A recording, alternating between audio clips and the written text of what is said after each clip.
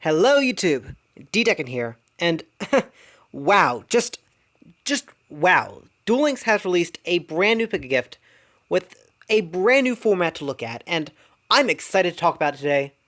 But before all that, I haven't done this in a while, so I'm a little rusty, but what is the Pick-a-Gift campaign? Well, every day when you log in, you get to choose between one of three items. You pick one to keep, and the other two are discarded. You don't get them. The idea behind this event is for you to pick the items you want, and that are best for you. Some are good, some are not worth it, and others are kinda meh, but that is for you to decide, and that of course is the Pick-a-Gift campaign. So, 2 Pick-a-Gifts ago, I thought it was a very lazy Pick-a-Gift. It was a very cookie cutter sort of Pick-a-Gift. Very lazy. And then the last Pick-a-Gift, wow, we got 9 days, we got a lot of different changes. And then this Pick-a-Gift, we have 8 days. We have the first day being completely revamped. And even then, this Pick-a-Gift probably could have been 7 days. And I'll explain why my reasoning is that in a bit. But I'm going to just run through this Pick-a-Gift, run through this Pick-a-Gift, and sort of give my thoughts. Try not to take too long, but we'll see. So, day one. Day one for the longest time has been gems, gold, or a third useless item. And swinging off right from the back, we have 200 rare jewels, the rare card from the last event, and then, of course, a useless item. So, day one, in my opinion, has always been sort of a little redundant, because it's always just been gems. Like, day one, you're just going to pick gems, you're not going to care about the other 2 items. Now, you look at this list, and you have to decide right then. It's like, ooh, do I really want those rare jewels? Or, ooh, do I want the rare card from the last event? This is sort of my last time to get it until it either comes up in a future event or it comes in a ticket. Like, ooh, if I want to use it now. Now, I don't see Dice Reroll it being used now, so I'm personally going to go with those rare jewels, but if they keep to this format next time around, that has some other implications, and I'll explain why in a bit. But moving on to day two. Day two is a very standard 50 gems, useless item, and a useless item. Like, super rare jewels are nice for getting super rare cards from the card shop, but they come in events. They're legendary character drops. Like, super rare jewels do not have as much value as they should. So, I really don't agree with the whole 25 gems for one super rare jewel. That is ridiculous. That, like 50 gems for, like, one super rare jewel. Sure, not 2. Like, and while I'm at it, let me talk about sort of ratio balance, which is something I have not talked about in a long time, but, like, ever since they sort of split the 20 gem, 30 gem on 2 different days, the ratio balance there has sort of been kind of wonky. Like, it used to be, but here they're a little bit more consistent. They're still off in some places, but they have 200 rare orbs for 10,000 gold from day one. That roughly translates to one rare jewel for 50 gold, right? And day two, 50 gems for 100,000 gold, right?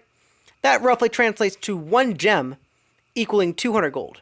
Now, I don't agree with that. I think, like, 1 gem should be equal to 1,000 gold at the very least, because, like, gold is kind of a useless currency. I really want, like, a gold to gem converter in Duel Links. Like, even if you only can use it, like, once a week and get a maximum, and spend only a maximum of, like, a million gold or something. Like, I really wish there was a converter, because gold just kind of sits there. That's why I'm calling it useless. It just sits there. But moving on from day two, and just, like, this is sort of where I want to talk about ratios, because, wow, day 3, we got 50 gems, we got the super rare card from last time, Burst Breath, the volume's on, I apologize for that. I forgot the volume was on, I apologize. And then we have a rare ticket.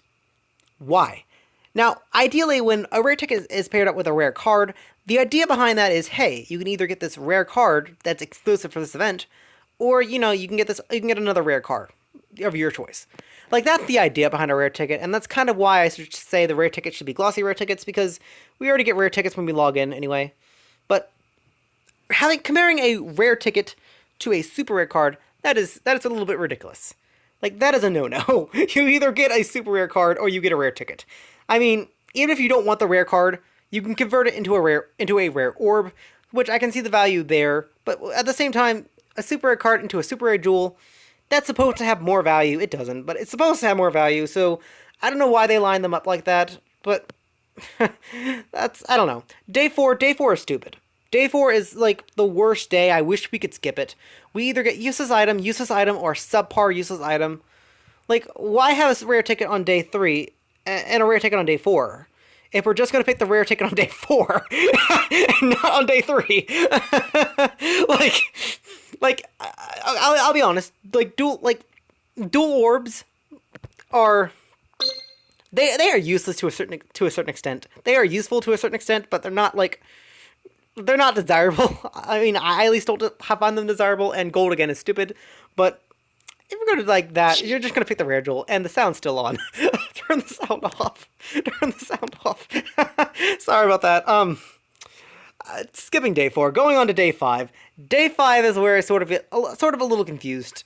Like, again, we still have the gems and we still have the super rare jewels, fine, but then we have a rare card. And comparing a rare card to 50 gems is sort of questionable, because again, looking at this format, if they keep this format for the next pick-a-gift, that just means this rare card is going to be put up against 200 rare orbs, which indirectly means that 200 rare jewels is equal to 50 gems, which that means like what, every 1 gem is equal to 40 rare jewels. I mean, I can see that. I can actually see that. That's a fair assessment, but at the same time, like that day 7 also has a super rare card with 50 gems, and that makes no sense. But I can see what they're doing here, and I can see why these specific cards are doing it. I'm just saying, out of context, a rare card is equal to 50 gems. That's weird. But the rare card in question here is Lord Poison, and Lord Poison is a level 38 Yami Merrick level reward. And normally you can only get 1. So this is your option to get 2. And next pick a gift, you can get your 3. So depending on how many Lord Poisons you want, now, if you want them now's a good time to get them. Like, if you want to make this for your high-level spam plant deck, now's your time to get them. And I like that aspect, and again, they might come up in a future event, but though, a lot of that, of course, is do you want the gems, or you want this exclusive card that's going to be a while to come, it's going to take a while for you to come out and get it. And next event, if you only want that second copy, if you only want 2 copies, next event, you're going to probably be able to get on day 1 versus rare jewels. And as much as I like rare jewels, they are also a little bit frequent as well. Like, you can get a lot of them from card conversion. But they are nice for, again, making glossy cards in the card shop. So I like that. Day 6, I talked about day 6 before. Day 6, I think rare jewels are worth more than the ratio they're putting here. Like, if it was 200 rare jewels versus 2 super rares. Oh, hey, they did make that mistake. They did have that. Like, I just realized that. Indirectly, like, next time around, if they keep this format, they're going to have 200 rare jewels versus the rare card they're going to have versus the Lord Poison. And Lord Poison is being compared to 2 super rare jewels. So in a way, 200 rare jewels is being equal to 2 super rare jewels. But day 6 has 500 rare jewels versus 2 super rare jewels. That easily makes super rare jewels not worth it. They even, like, day 6 is overly abundantly saying, hey, we'll take your rare jewels. Like, day 6 has always needed like a higher vamp for super rare jewels and ultra rare jewels, and now they just explicitly made that mistake. Oh, wow. Like, super rare jewels need to be at 5, and ultra rare needs to be at 2. That's the only way day 6 can be fair. Day 6 has never been fair. But, or at least, technically it's always been like day 8 or whatever, but or day 9 or 7, the days keep getting mixed up. I apologize, but let's try to wrap this up really quickly. Day 7, of course, Tea's level 45 Miraculous Descent. You use this card with cards from the sky. You banish a Great Fairy from your hand, draw 2 cards. Next turn, you activate Miraculous Descent, and you get it back on your opponent's turn. Bam, right there. That's what it's used for. This is your chance to get second copy, and you can get a third copy next event. I like that. It makes fairies more relevant. Kind of wish we had this for when Arcana Force came out, but now it's a good chance to sort of promote it a little bit more for that. And of course, gems or gems. And day 8, the last day, is the most difficult day of them all. I'm not sure what I'm going to pick. And even though this is sort of my second run of speaking this, like, I usually have a couple takes. When I mess up too much, I start over, but this is longer than the last take I had.